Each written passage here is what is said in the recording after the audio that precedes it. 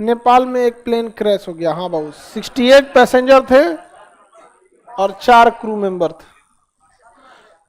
बिल्कुल नहीं, बहुत मुश्किल होता है यहाँ पे। हम फ्लाइट में बैठ रहे थे तब तक मैसेज आया कि विमान दुर्घटना हो गया। हम विमाने में चढ़ रहे थे, हम इधर चढ़ रहे हैं, उधर मैसेज आ रहा है कि नेपाल में एक विमान दुर्घटना हो गया। लेकिन विमान दुर्घटना नेपाल में संभावना ज़्यादा रहती है क्योंकि पहाड़ है। देखिए, जहाज कभी भी अगर इंजन क्रैश होता है ना तो ग्लाइड करके आता है, और ऐसे धाए तो पक्षी की तो नहीं गिरेगा, उसका ग्लाइड करके आपका जा सकता है। वो लगभग 5 से 10 किलोमीटर घूम जाता है, सब कुछ बंद होने के बावजूद। तो क्या है ना कि अगर मैदानी एरिया रहता है तो खेत उत में आएगा, टूट फूट होगा, 50% की जान बच सकती है, ऐसे संभावना ज्यादा रहती है। पहाड़ पे कुछ नहीं हो सकता है। पहाड़ पे आदमी गिर जाता है तो ना बच पाता है, यहाँ पे तो ट्रक बस तो गिर जाती है, पहाड़ पे तो बच भी नहीं करता। नेपाल में केवल पहाड़ है तो क्रैश की संभावनाएं क्या रहती है, ज्यादा। दूसरा, जब पहाड़ बहुत ज्यादा रह जाता है ना तो शहर बहुत कम बसते हैं, और अगर मैदानी क्षेत्र है तो बहुत शहर बसते हैं। तो विमानों के लिए ना क्या है, अगर कोई गड़बड़ी होगा तो पता चला आसपास में कोई ना कोई रनवे एयरपोर्ट मिल ही जाएगा।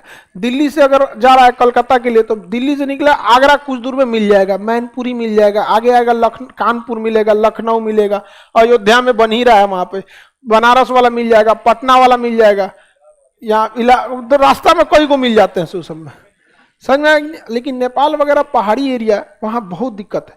नेपाल का एक एयरपोर्ट है लुकला एयरपोर्ट, इन दुनिया का टफेस्ट होता है, उसमें आपको कोई ऑप्शन नहीं होता है। एक बार में उतारना है तो उतार दीजिए, गो अराउंड भी नहीं कर सकते, एकदम पिन पॉइंट एक्यूरेसी से उतारना है। आगे पहाड़ है, अब पीछे खाई है, पहले उतार देंगे तो चल जाएंगे, अब से आगे कर दिए तो। पटना एयरपोर्ट भी छोटा है लेकिन ऐसा कोई दिक्कत नहीं है, अगर आगे उतार देता है तो फिर वापस लेके चल जाता है, रोकता नहीं है। इसलिए पटना एयरपोर्ट पे भी जब भी उतरिएगा ना, रनवे के पास एक थ्रेशोल्ड होता है, जैसे रनवे है ना तो यहाँ एक मार्किंग लगी होती है एक तो साइड में कि इतना से पहले उतारना है तो बबुआ उतर जाओ। एकरा बाद गया तो तुमको किसी भी एयरपोर्ट पे नहीं उतरने दिया जाएगा, चाहे तुम कितनो स्किल्ड पायलट हो। इसके आगे गए तो तुमको लेके जाना ही जाना है। तो पायलट को पता चलता है, रतिया में यही लाइट जलते रहता है, तो वही देखता है, देखिए रे हो जब कि ना धाय देखा, हाँ बस बस रोक दे रोक दे रोक दे रोक दे। तब उसका इंजन क्या करता है, रोकता है, नहीं तो इंजन वहां होने रहता है, नहीं तो पता चला यहाँ लाया लाया कर हवा मार दिल रे, तो भाग भाग भाग भाग अब लेके भाग यहाँ से। तो आगे जगह रहना चाहिए। नेपाल में क्या दिक्कत है पता है, यहाँ खाई है इसे, यहाँ पे पहाड़ है इसे, अल्लाह। अब बताइए, अगर यहां से पहले उतर गए तो चल गए नीचे, और तनी से आगे गए तो लेके जाएंगे कहां, दाहिने में ठोक देंगे, यहाँ पर कोई चांस नहीं। लुकला नेपाल में। हालांकि काठमांडू ठीक है, काठमांडू एयरपोर्ट भी बहुत खराब है। वहां पे ना एक पाकिस्तान का जहाज क्रैश हो गया था काठमांडू एयरपोर्ट। किसी भी इंसान के ऐसा, वहां पे ना क्या है, काठमांडू एयरपोर्ट के पहले पहाड़ है, सब लाइन से ऐसे ऐसे, तो स्टेप डिसेंड किया जाता है। पायलट को बोला जाता है ना तुम स्टेप डिसेंट को फॉलो करो। तो पाकिस्तानी एयरलाइंस पीआईए का एक जहाज था ना, स्टेप डिसेंट गलती फॉलो कर लिया था। यहाँ आना है, फिर उतरना है, फिर चलना है, फिर उतरना है, फिर चलना है, ऐसे ऐसे डाउन करो फिर ले जाओ। तो उसको जो यहाँ पे जो फॉलो करना चाहिए था ना, वो पहले ही फॉलो कर दिया यहीं पे। जो उसको बोला गया कि इतनी हाइट पे जाओ, तो बोला गया था यहाँ आने के बाद इस हाइट पे रखना, वो पहले ही हाइट वहां पे चल दिया। अब बादल रहता है, कुछ दिखता ही नहीं है, ठोक दिया। तो नेपाल बहुत मतलब इस सब के लिए है थोड़ा सा दिक्कत वाला एरिया। नेपाल हो गया, भूटान हो गया, पहाड़ी क्षेत्र में। तो इतना बायोलॉजी आप लोग को, तो खैर बायोलॉजी पे आते हैं। बॉटनी आप लोग का, जूलॉजी खत्म। कल हम लोग क्या चालू करेंगे, जूलॉजी समझ में आया है? जो पूरा कंप्लीट क्लास किए होंगे उनका कंप्लीट जूलॉजी समझ में आया होगा। हर एक चीज हम एड़ी से चोटी तक पढ़ा दिए कि नहीं पढ़ा? अब पेड़ पौधों को पढ़ाना बाकी है।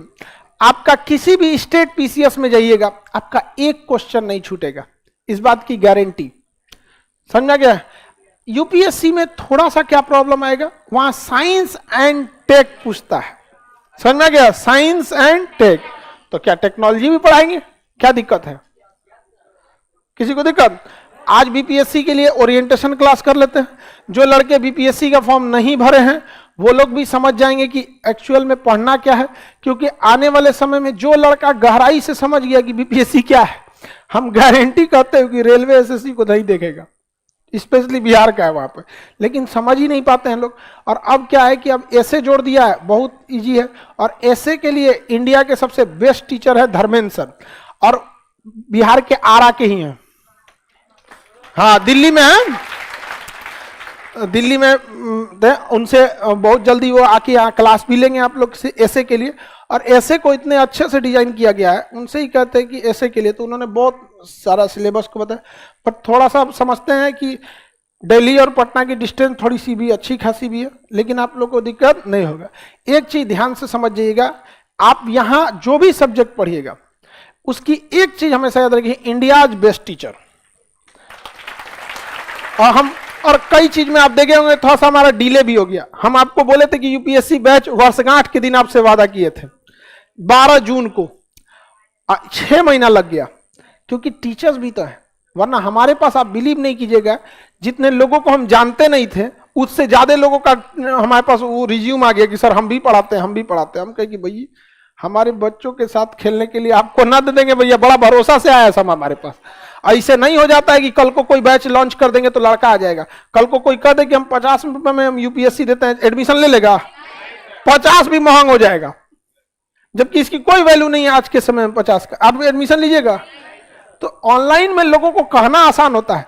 जितनी बड़ी बड़ी कंपनियां थी सब ना, उन सब का तो हम भट्टा बैठा दिए। अब वो कह रहा है सबकी खान सर ना 5 लाख लड़कों का, एगो कह रहा 20 लाख लड़कों का एडमिशन ले लिए। अरे बैल कहीं का, 4 लाख फॉर्म में भरा जाता है, 5 लाख वो एडमिशन कहां से हो जाएगा वहां पर? समझा क्या? यूपीएससी का 5 लाख फॉर्म आता है ना, तो इसमें सीरियस जो लड़का होता है, जो क्लास अटेम्प्ट करता है, वो महज 1.5 से 2 लाख होता है। बाकी तो ऐसे भर दिया है, 400-500 का फॉर्म आता है, भर दो इधर, नहीं समझे? ये होता है, देखते हैं यूपीएससी कैसा है। तो आपकी फाइट इस 5 लाख से ये नहीं है यहाँ पे। तो जितना बड़का बड़का कंपनी थे सब, अब उस खिसियानी बिल्ली खंभा नोचे। अब खान सर को कह दो कि लूट रहा है। अरे भैया, अगर 2.5 लाख की फीस को 7,500 में कर दिए, वो भी इंडिया के सबसे बेस्ट टीचर के साथ, और वही टीचर जो 2.5 लाख में पढ़ाते थे उन्हीं लोग से, अब क्या चीज लूट रहा है भाई? समझ में आ गया कि नहीं? अच्छा, इनको लगता है कि हम नहीं होता किसी दूसरे को बेवकूफ। भैया हमारे जानने वाले जितने लोग हैं सब पढ़े लिखे हैं। अब पढ़े लिखों को बेवकूफ बनाना सब समझता है, नीचवा गरिया देता है लड़का सब समझ में आया कि नहीं आ गया? तो आप लोग को इसके लिए टेंशन नहीं लेना।